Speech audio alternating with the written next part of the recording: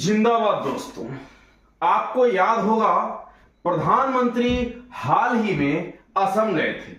उससे पहले मणिपुर और फिर अरुणाचल प्रदेश के दौरे हुए और अब बारी है लेह लद्दाख की खबरों की। वो जगह जो हमेशा शांति और सादगी के लिए जानी जाती थी, लेकिन आज वहां कुछ ऐसा हुआ जो आपने कभी भी सोचा नहीं होगा। लद्दाख के शांति प्रिय छात्र जब सड़क पर उतरे तो उन पर लाठीचार्ज कर दी गई और उसके एवज में गुस्साए हुए युवाओं ने सीधे भारतीय जनता पार्टी के दफ्तर में जाकर आग लगा दी। जी हां, आप सही सुन रहे हैं, बीजेपी ऑफिस में आगजनी कर दी उन्होंने। दोस्तों, यह गुस्सा अचानक नहीं फूटा, ये आवाज पिछले 2 साल से लगातार उठ रही है। लद्दाख को पूर्ण राज्य का दर्जा चाहिए, 6ठी अनुसूची में संवैधानिक सुरक्षा चाहिए। आज हालात यह है कि जिन युवाओं ने कभी मोदी को कंधे पर बैठाकर सत्ता दिलाई थी, वही युवा आज कह रहे हैं हमें हमारे हक दो, नहीं तो सत्ता को छोड़ दो। यह सिर्फ लद्दाख की कहानी नहीं है, बल्कि यह सवाल हमारे लोकतंत्र का है। क्या सरकार इन आवाजों को सुनेगी या हालात और भी बिगड़ेंगे? यही तस्वीरें और यही सच्चाई आज पूरे देश को झकझोर रही है। आज मैं आपको ले चलने वाला हूं भारत की सबसे ऊंची चोटियों के बीच बसे उस इलाके में जिसे दुनिया धरती का स्वर्ग कहती है। जी हां, मैं बात कर रहा हूं लद्दाख की। लेकिन दोस्तों, इस स्वर्ग जैसे इलाके में आज हालात ऐसे हैं कि लोग सड़कों पर उतर आए हैं। हजारों लोग धरने पर बैठे हुए हैं, कई लोग उपवास पर हैं और इस आंदोलन का चेहरा बने हुए हैं। सोनम वांगचुक। आप सोच रहे होंगे आखिर क्या हुआ, क्यों वो लोग जो अपनी सादगी और शांति के लिए जाने जाते हैं अब गुस्से और बेचैनी से भरे हुए हैं? क्यों लद्दाख के लोग कह रहे हैं कि हमारी जमीन हमारी है, हमारी पहचान हमारी है और इसे हम किसी भी कीमत पर खोने नहीं देंगे?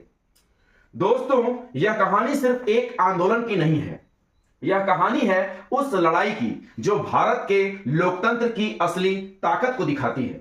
तो चलिए शुरू करते हैं लद्दाख आंदोलन की पूरी गाथा को। दोस्तों, आपको याद होगा अगस्त 2019 जब आर्टिकल 370 हटा, जम्मू कश्मीर 2 हिस्सों में बंट गया। जम्मू कश्मीर और लद्दाख दोनों यूनियन टेरिटरी बने। लद्दाख के लोगों को उस समय खुशी हुई कि अब उनका इलाका सीधे दिल्ली के अंडर होगा, लेकिन कुछ ही सालों में यह खुशी नाराजगी और डर में तब्दील हो गई। क्यों? क्योंकि लद्दाख को विधानसभा मिली ही नहीं, यानी कि लोग अब अपने नेताओं को चुनकर फैसला लेने का अधिकार खो बैठे। और सबसे बड़ा डर, यहां की जमीन और नौकरियां बाहरी लोगों के हाथों में जाने का खतरा। यहीं पर एंट्री होती है सोनम वांगचुक की। आपने उनका नाम पहले भी सुन रखा होगा।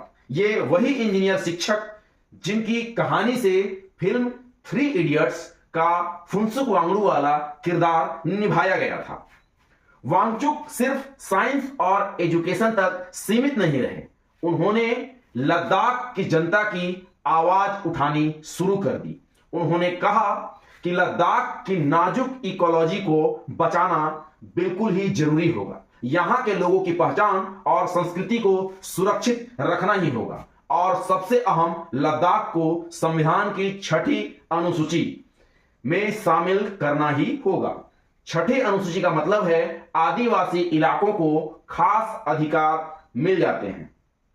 यहां की जमीन, जंगल और संसाधनों पर स्थानीय लोगों का हक रहता है। वांगचुक का कहना है कि लद्दाख की 90% आबादी आदिवासी है, तो यह अधिकार तो बनता ही है। शुरुआत में यह आंदोलन छोटे स्तर पर था, लेकिन धीरे धीरे हजारों लोग इससे जुड़ते चले गए। लद्दाख के सभी धार्मिक और सामाजिक संगठन जैसे बौद्ध, मुस्लिम, युवक मंडल, महिला संगठन सबने एकजुट होकर आवाज उठाई। लोगों ने रैलियां की, धरना दिया और कई बार हजारों लोगों ने एक साथ उपवास भी रखा। सोनम वांगचुक ने खुद भी कड़ी ठंड में उपवास आंदोलन किया। जब तापमान -20 डिग्री तक गिर गया, उन्होंने कहा, यह आंदोलन सिर्फ हमारे अधिकारों का नहीं है, बल्कि आने वाली पीढ़ियों और पर्यावरण की सुरक्षा का है। दोस्तों, आप सोचिए, वो जगह जहां टूरिस्ट सेल्फी लेने जाते हैं, वहां के लोग अब खुद को बेसहारा महसूस कर रहे हैं। अब सवाल उठता है, सरकार क्या कर रही है? केंद्र सरकार ने अब तक कुछ कमेटियां बनाई, मीटिंग्स की, लेकिन इसका कोई ठोस फैसला नहीं लिया गया। सरकार कहती है कि विकास तो हो ही रहा है, सड़कें बन ही रही हैं और सेना की मजबूती भी बढ़ रही है, लेकिन स्थानीय लोग का कहना है, हमें सड़कें नहीं चाहिए। अगर हमारी जमीन पर हमारा हक ही नहीं रहेगा और हमें नौकरियां नहीं चाहिए। क्यों? क्योंकि अगर वो दिल्ली मुंबई से लोग आकर वो नौकरी ले जाएंगे। यानी कि सरकार और जनता के बीच अविश्वास की खाई गहराती जा रही है। सितंबर 2025 में आंदोलन अपने चरम पर है। लेह लद्दाख की गलियों में हर रोज लोग इकट्ठा हो रहे हैं। सुरक्षा बल तैनात कर दी गई है। कई बार इंटरनेट भी बंद करना पड़ा है। सोनम वांगचुक बार बार कहते हैं कि हम हथियार नहीं उठाएंगे, हम भूखे रहेंगे फिर भी लड़ेंगे। और यही कारण है कि आंदोलन को पूरे देश का समर्थन मिल रहा है। देश के बड़े बड़े बुद्धिजीवी भी, एक्टिविस्ट और यहां तक कि अंतरराष्ट्रीय मीडिया भी इस पर नजर बनाए हुए हैं। तो अब सवाल यह है कि क्या सरकार लद्दाख को 6ठी अनुसूची का दर्जा देगी? क्या लद्दाख को विधानसभा या स्टेटहुड मिलेगा, या फिर यह आंदोलन भी बाकी आंदोलनों की तरह ही धीरे धीरे ठंडा पड़ जाएगा?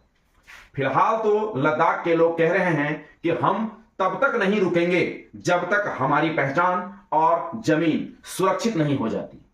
और दोस्तों, ये कहानी सिर्फ लद्दाख की तो नहीं है, ये कहानी है भारत के लोकतंत्र की, उस आवाज की जो देश के सबसे ऊंचे पहाड़ों से उठ रही है।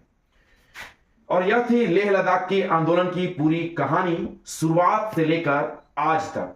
आपको क्या लगता है, लद्दाख को 6वें शेड्यूल और स्टेटहुड का दर्जा मिलना चाहिए या नहीं? कमेंट में अपनी राय जरूर लिखिएगा। वीडियो अगर अच्छा लगा हो तो लाइक और शेयर जरूर कीजिएगा। और हां, चैनल को सब्सक्राइब करना मत भूलिएगा, क्योंकि हम आप तक ऐसे ही खबरें लाते रहेंगे। बहुत बहुत धन्यवाद।